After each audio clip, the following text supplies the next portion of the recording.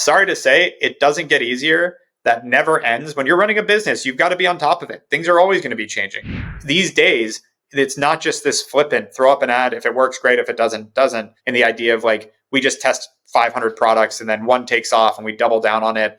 I don't know the last person that made money doing that. By the way, at some point you might fail, but that isn't in your head. That isn't an option. I think anybody that gets into business with the idea of a chance of failing probably will fail.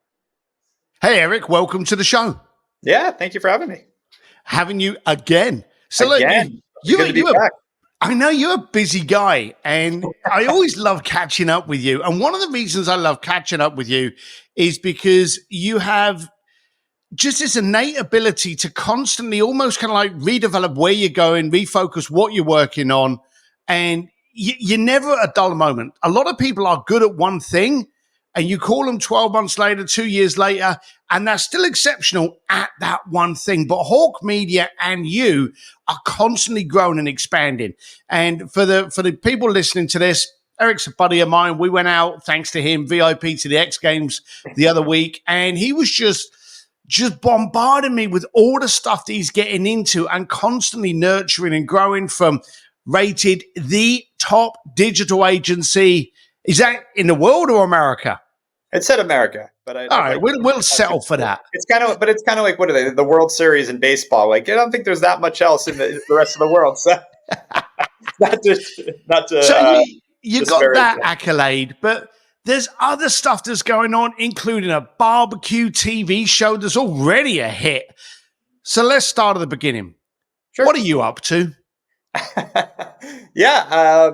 I found that I don't sit still very well. And I also find that, our business, we're on a mission of marketing world domination. And so, doing the same thing over and over again and expecting different results, the definition of insanity. So if we're going to just find a sweet spot and sit in it, well, we're not going to dominate the world unless we already have, which I don't believe that we have. So we're constantly looking for how is the world changing? What are the new opportunities? And how do we continue to move, down the line here to get closer and closer to that aspiration, so to speak.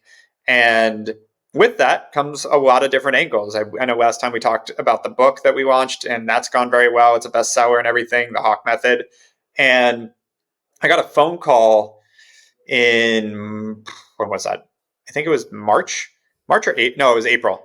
And it was, hey, Erik, we had someone I knew on the, entertainment side. And they're like, hey, we're doing this TV show with Cedric the Entertainer and Anthony Anderson to launch their barbecue company. I know we've talked before. You're highly recommended by everyone we know to help launch their brand. Do you want to be on the show and help launch this barbecue brand? And I was like, being in LA, you hear these pitches. You get told we're working on a TV show. We're going to go to Netflix with it. And it's this, frankly, bullshit thing that comes up about twice a year when you're just kind of in those circles that never ever actually go anywhere. So I assume it's one of those and start going like, okay, like, who do you think you're going to go out to? Which streaming companies? Like, how are you financing this? And they're like, they kind of would take it aback. Like, what are you talking about? No, Erik, the TV show's done. It airs on A&E in August. Like, we just need you. Like, you're the last piece. There's nothing else is waiting to be done. Do you want in? I was like, oh, when's it filmed? They're like, next month. I'm like, yep, let's do it. So filmed the show. It aired a few weeks ago, and it's gone great. And it's super fun. I mean, it's an opportunity for us to showcase, highlights of what we do with these guys while also behind the scenes working on helping launch this barbecue brand that's crushing it. It's in Walmart, it's online, and called AC Barbecue, and launched the Kings of Barbecue and get to hang out with Cedric the Entertainer and Anthony Anderson. And again, flex what we do, because we're in a game where, every business knows they need marketing, or I shouldn't say every, but most businesses understand that. I'm not in the game of telling people whether they need marketing or not. They hopefully come to that conclusion themselves. But why are we the best at what we do? And we get these ratings like Digital Marketing News rating us the top performance agency in the country. Like, that's the stuff that gets people to go, because if I just tell them we're great, everyone's like, yeah, we know you think you're great. But like that third party validation, it's literally 1/3 of my book is about building trust. And that is a big part of it, is showing like, hey guys, like, you're talking to us and another agency and trying to decide which one to go with. Well, does that agency have a TV show? Do they have a best-selling book? Have they built over 4,500 brands? Did they get rated by Digital Marketing News the best agency in the country? Like, boom, boom, boom, boom, boom. It's like, we're constantly up against this credibility thing. And so we are constantly leaning into that to make sure that people understand they can trust us and that we do great work. And so that TV show has been fun. Plus, just to be blunt, like it's fun to be on a TV. Like I don't, it's not something most people ever get to do. And to have a show that I am on half the episodes and a significant part of, and, get to experience that, like call it a bucket list item, is pretty amazing.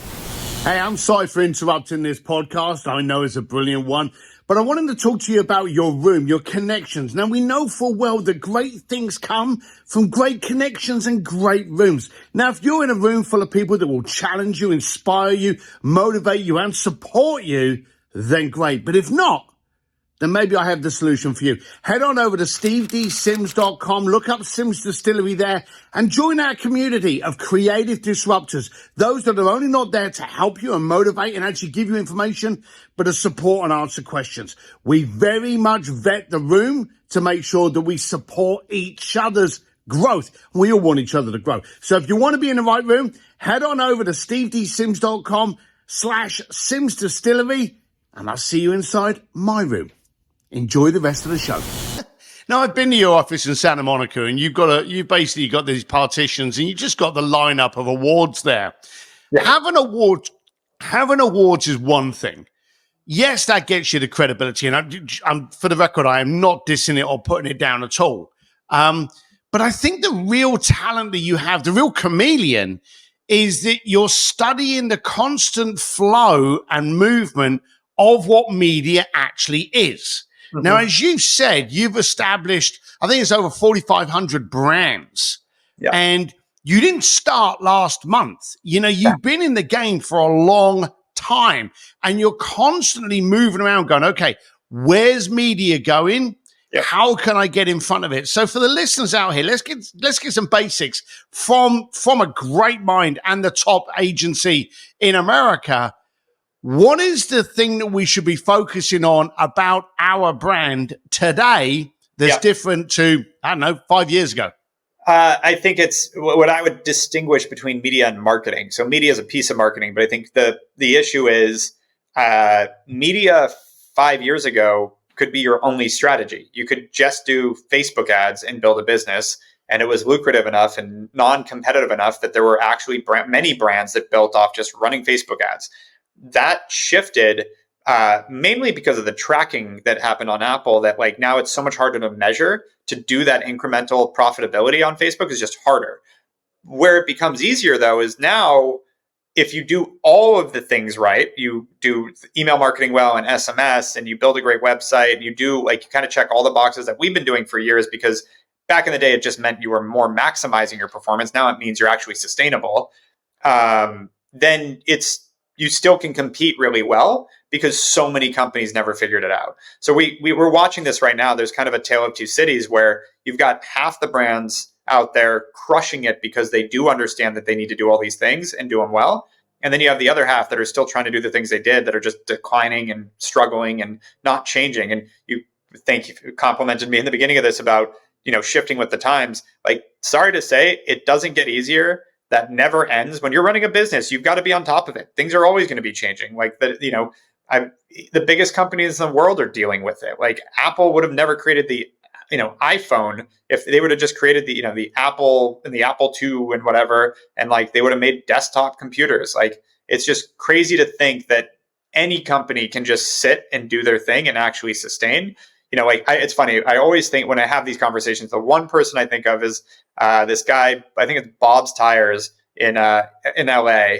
That like it's a tire shop, and he has run a tire shop for like 40 years, and it's like Western off the freeway. I used to go there for tires. He was an old friend of my dad's actually, and that guy can just run his business. I don't think he's had to innovate. He sells tires. You pull up, but that's because tires haven't innovated. At some point, they will. But there's very few businesses like that you sell a product that will never change, and the way people get it won't change. And by the way, now you've got all these tire companies that will just come to your house and fix it, or come to you and fix it.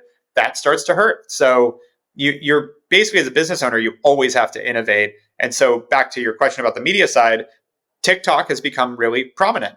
And I've actually heard big agencies talk about we're not really, we're not doing TikTok. We're not looking into it. And it's whether it's because they don't want to change and change is uncomfortable, or they want to, call the geopolitical piece out, which, by the way, I'm not a fan of what's going on with it geopolitically either. But it's kind of one of those things like, where do you want to sit? Do you want to compete, or do you want to, be the platform for geopolitics? Like, I think a lot of people have jumped into all these kind of things. And it's like, at the end of the day, like, what is your job as a business owner, as a marketer? It's to drive growth for the business. And at the day that we decide that, TikTok is not safe for the government or in the US, then that can be a different strategy. But the problem is, if you're going to cripple yourself because it's a competitive playing field by not using a platform that's really profitable for businesses, you're just hurting yourself, and your competitors that don't feel the same way are just going to start beating you. And that's the things that we're constantly watching, is like, where are those new opportunities? And I'd say right now, again, TikTok's interesting on media. Meta's still the best, and Google's still second best. And then TikTok, I'd say, is creeping up in third right now. And that being said, that means do all of it, because you want to diversify in a sense too. But it's more on like SMS marketing and email marketing and partner marketing and collaborations and other things. And affiliate marketing is skyrocketing right now, because so many people don't want to spend the upfront dollars on media and want to pay a percentage of spend. And so there's all these other pieces that are becoming more interesting right now. That being said, as they get more interesting, they get more competitive, they get less lucrative. So it's about also watching where people aren't spending enough. Like, we actually have a great client that's doing, actually, they've let us talk about it. There's a company, Putt Shack, that's like some of the founders of Topgolf started the putting version, basically. And we're doing a lot of their marketing. We found billboards are crushing it for them. So, it's figuring out, like, what are the things that people aren't doing as much of right now that we can dive into and leverage them in a unique way that can help drive that too. So I'm hearing the classic line, omnipresence. Yes. There were a lot of people that go, hey, I do a lot on Facebook. What do you do on TikTok? Nothing. TikTok doesn't work for me, because they tried it for a month and they didn't get 1 million followers or go viral. That horrible go viral kind of desire for people. So the omnipresence about being absolutely everywhere.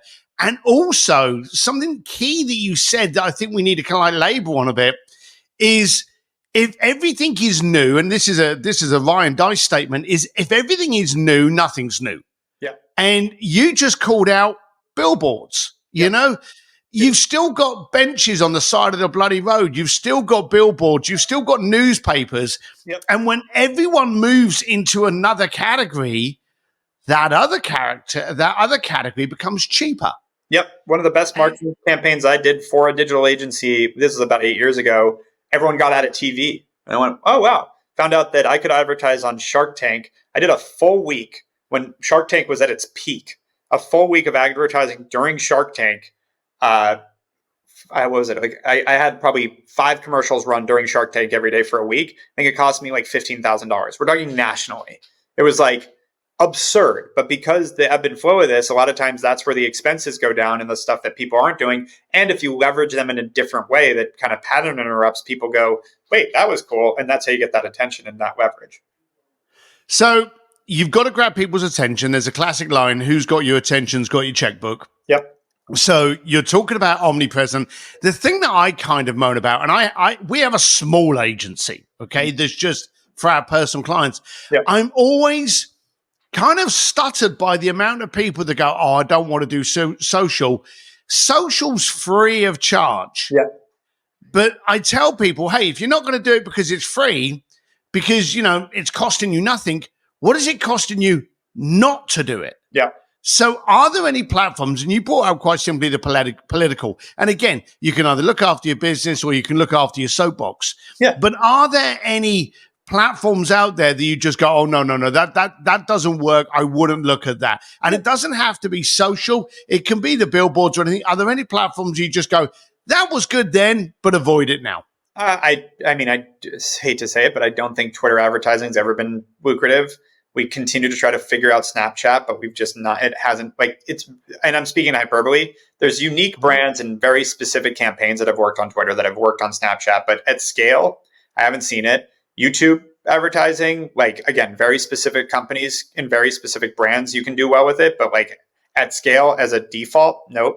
And there's reasons for all this. I mean, YouTube, the problem with pre-roll advertising is you're just interrupting what someone's trying to proactively watch. Like, it's annoying and you're just annoying people. And so that, same thing with Twitter. Like, Twitter's more about like looking at someone's specific Twitter thread, having one-to-one communications, like you're tweeting back and forth with people. It's not just scroll through your feed. And so it doesn't have the same context as like a Facebook or a Meta or a Instagram or a TikTok, where you're like bored and scrolling through. And so if I show you an ad, it's a time when you're telling me you have nothing better to do. Like I'd say like Facebook, Instagram, TikTok are more lean back kind of experiences where you're just scrolling. Whereas YouTube, I'm going to specific videos. Snapchat, I'm probably messaging specific friends. Twitter, I'm going to specific threads or tweeting specific things. All of those, like I'm actually being proactive and you're just interrupting me. So I'm usually hesitant to spend a lot of money on those platforms. Now, as a very, very large agency, and you've got international offices as well, so you're a big a big animal in the agency and the media world. One of the things I found eye-opening was that you ran a cocktail hour in your office in Santa Monica. Mm-hmm. Now, most big brands, they get to a point where they go, well, I'm big, you're not coming through the door. You're sure as shit not going to get anywhere near me because I'm a big deal. And of course, you're a TV star now as well. So, but you have this, hey, come on in. You know, I'm approachable. You want to ask me a question. You want to see where we are. You want to see our awards. You want to see what we get up to. Come and let me buy you a drink.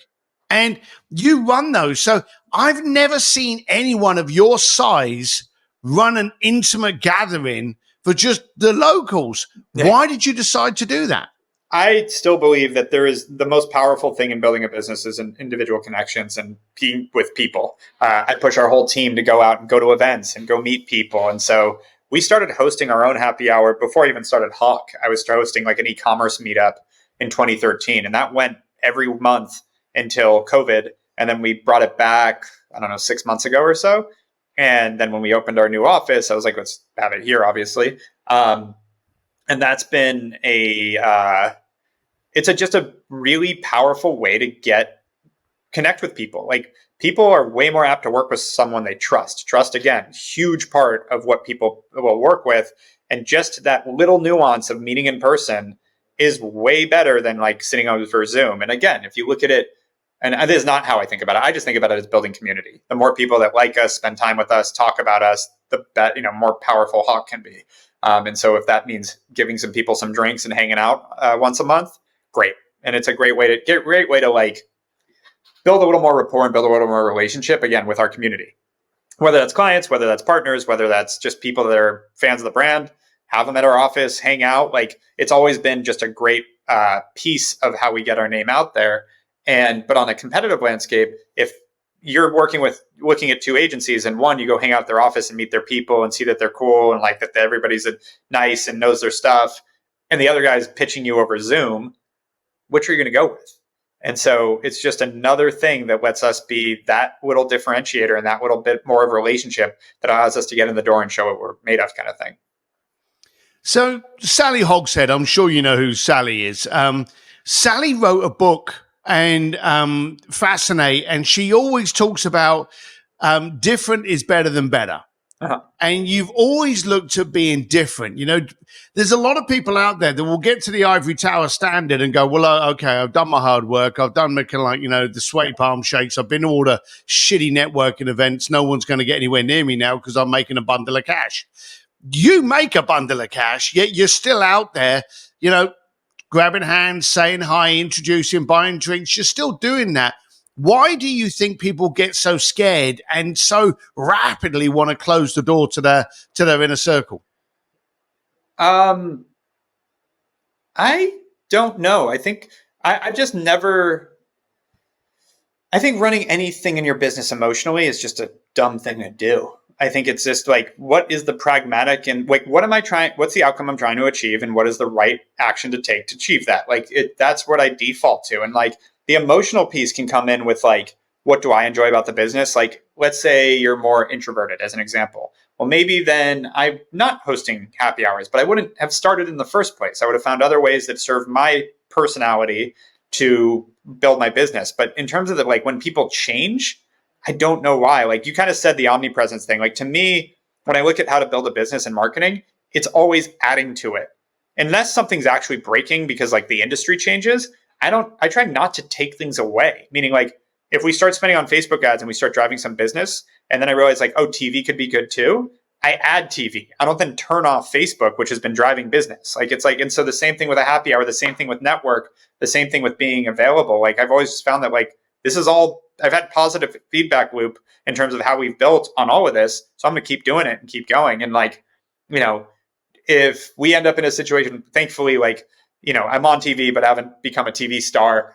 So I don't have anyone like breaking down the door, like any stalkers or anything. And if at the moment that turns into something, I probably will have to assess how we deal with that. But it's not going to be just stop doing things. I'll get a security guard at the office. Like there's ways to deal with that. I don't think that's coming, to be clear. But I don't know why so many people end up with a small level of success and then shift their entire strategy because of ego. Like I guess I know why, which it's ego, but I don't understand it because that's what begins the fall, so to speak. Like if you start letting ego and hubris play into this stuff, it falls apart because you can't forget where you came from, kind of thing. Yeah. Mutual friend of ours, Dan Fleischman. Yep. Dan's actually been to 10 minutes ago. he's a busy little fellow at the moment. He's doing a lot as well, you two. He always says that whenever he does any of the marketing, he'll spend like $10 on like 5 different things and then pick the 2 that works before he starts sinking in. A lot of people are scared that when they get into any kind of promotion, they've got to come along with massive budgets. Do you do baby steps when you're doing your research? Baby steps on the budgets or baby steps on research? Baby steps on the budgets. As I say, like, I remember Dan giving an example that if you're trying to sell T-shirts and you love the red one, offer them out in all different colors. And if everyone likes the yellow one, then sell the yellow one. So he's never married to his product. He never gets, as you say, too emotional into it. Yeah. But he always puts little baby budgets in it to work out what works before he goes, well, okay, that's the winner. Now put a bit more in. Is that what you do? It depends. I'd say in a sense, yes. Like I always love to test before going bigger and like scale up responsibly. But I think there's a balance there where it kind of reminds me of a minimal viable product, MVP, that everybody talks about. And the problem is viable is the key word there, not minimal. And that is what I think people forget is like, if you want to go spend $50 on an advertisement campaign to see if a product sells and it doesn't, that doesn't mean it's not going to. It means you barely broach the surface on like who even the addressable market is. Like you might have hit $50 worth of people that don't have an interest in that, and the $51st would have gotten you a sale. So it's like the problem is you have to spend enough and do enough testing to actually get statistical significance and see how it's going to perform. And I think a lot of people will cut that short, spend too little, go, oh, it didn't work, we're out, and be too short-sighted on it. I'm a little different belief than Dan on this. I believe you have to have enough conviction to go all in on something to make it successful. Because if I'm selling, let's say I believe that it's a red shirt and it's actually yellow. Well, I need to have so much conviction that it's a red shirt and do the things that it's going to take to sell that, because it is not easy to sell a new t-shirt, that I've got to spend months. I got to build the brand. I got to do everything I need to do to sell that. If I want to just go run a couple Facebook ads on a red shirt, when it doesn't work, it doesn't mean it wasn't going to. That's the problem, because you didn't do enough to actually make it compelling to buy that thing. And you're competing with everyone else selling shirts versus if I just, again, I put up yellow and red. Like you have to make sure that you've done everything right to support that. That goes back to what we were talking about with media versus marketing. These days, it's not just this flippant, throw up an ad. If it works, great. If it doesn't. I don't know the last person that made money doing that. That is a fallacy that I've seen over and over again. And the idea of we just test 500 products and then one takes off and we double down on it. All those types of businesses have failed. So it's the businesses that went, no. I know that there's no good red shirt out there. And I'm going to be the one that's going to bring that red shirt to the market. And I'm going to do everything. I'm going to get this in every publication saying why they need a red shirt. I'm going to do every type of ad until people buy this red shirt. Failure is not a fucking option. I'm not going to dip my toe in. It's kind of like getting married and being like, we'll see, maybe we'll divorce. Is that ever going to work out? It's not the right attitude. And by the way, at some point you might fail, but that isn't in your head. That isn't an option. I think anybody that gets into business with the idea of a chance of failing probably will fail. It's already hard enough when you don't have that. Yeah. Media. Let's play around with media for a second. Sure. We've gone through COVID, and everyone now knows about the T-shirt statement of fake news. Okay, fake news was invented as a call out during COVID. So we're very cynical. And prior to COVID, and I've been very fortunate. I've had a lot of Ivy League, Rob Report, Vogue. I've had a lot of very high end media. Today, when someone's in a magazine or they've got any kind of written up media, the initial response is, "Oh, you bought that spot." Mm-hmm. So our reaction to media today is different. Yep. What's good media? Like, let's be serious. The TV show you're doing, it's a humorous show. It's great. It's fun. It's around barbecue. It's a target market. I love it. Yep. So, it's good because it's got the substance there, and that's TV. Yeah. But what do you think about people that are trying to get into the press? Let's focus on the press. Well, so again, it goes back to, we talk about in the book, the 3 pillars of marketing: awareness, nurturing, and trust. Awareness, how do you get the word out that you even exist? Nurturing, what do you do with that awareness to then convert it to a customer? And then trust, how do you get that validation that people can actually trust you and what you're going to deliver to them, brand or individual? So media to me is mostly about trust. If anyone thinks they're going to get a bunch of awareness through media, like, here, let's be blunt. I think, what are we on? Episode 4 has aired of the show of Kings of Barbecue. I don't think I've gained a single Instagram follower. I have a TV show on A&E right now. It's not creating, and so we're not talking about like one piece of press. We're not talking about an interview on a news channel. We're talking about an ongoing TV show where I'm on every episode with my name's plastered there. It's driven nothing from an awareness perspective that people are like, oh, I got to talk to this guy. Credibility wise, all the people that already know me, that see this going on, now go, oh, wow, that's legitimate. That's the power of press. That is, to me, it's more of a trust builder than an awareness builder. And so when you think about that, I agree with you. Most people see a Forbes article or a entrepreneur article or any of these publications, they assume it's paid for these days because, frankly, most of it is. Yeah, it's what they've done it to themselves in that sense. They sold their soul a little bit on the media side, which is a shame. But there's other ways to build that trust, I think is what it is. And to be real, you and I live in a bubble. Like, we know that. We know that our friends are paying for that. We know that a lot of that is not legit press. Most people don't. So it still works. You still the day, everyday person that isn't in this entrepreneurial circle and these mastermind stuff, they see a Forbes article and someone in Forbes and they think it's, that person's crushing it. So there's still, sort of sadly dishonest truth about it, dishonest perception about it.